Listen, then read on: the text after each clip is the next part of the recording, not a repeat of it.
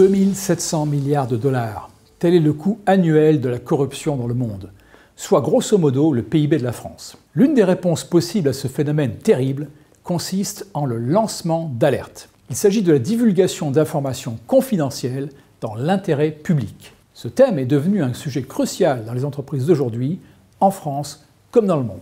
Des lanceurs d'alerte courageux ont joué un rôle essentiel dans l'exposition de scandales de corruption, de pratiques illégales et de comportements répréhensibles. En exposant les pratiques illégales ou immorales, le lancement d'alerte permet de renforcer la confiance du public et de promouvoir la responsabilité des entreprises. Les informations divulguées peuvent en effet mener à des changements positifs dans l'entreprise comme dans la société dans son ensemble.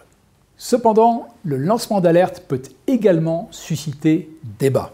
Le lancement d'alerte est généralement motivé par un désir de transparence et de responsabilité.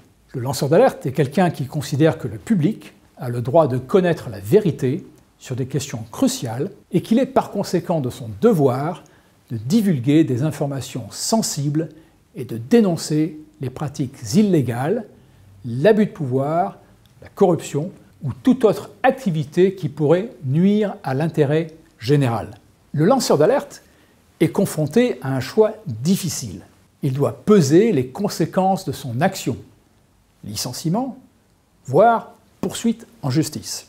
Pour garantir la protection du lanceur d'alerte, de nombreux pays, dont la France, ont adopté des lois spécifiques afin d'offrir une protection juridique et d'encourager la divulgation responsable d'informations sensibles.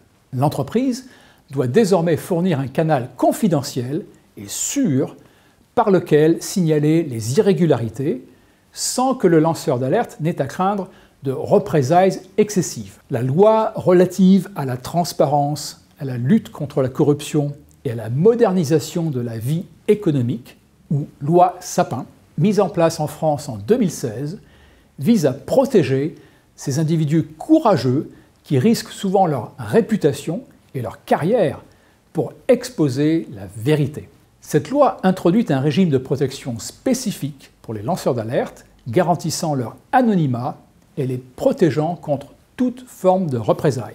L'objectif est ici de favoriser la divulgation d'informations pertinentes sans craindre des conséquences préjudiciables pour les personnes impliquées. La loi Sapin instaure également des mesures pour encourager les entreprises à mettre en place des mécanismes internes de lancement d'alerte. Les entreprises de plus de 50 salariés sont tenues de mettre en place un dispositif permettant aux employés de signaler de manière confidentielle et sécurisée des comportements illégaux ou contraires à l'éthique. En conclusion, cette loi marque une évolution significative dans la reconnaissance de l'importance des lanceurs d'alerte dans la société. Elle témoigne de la volonté des autorités françaises de protéger ceux qui choisissent de se dresser contre la corruption, les abus de pouvoir et les autres comportements illicites. Grâce à cette loi, la France se positionne comme un acteur engagé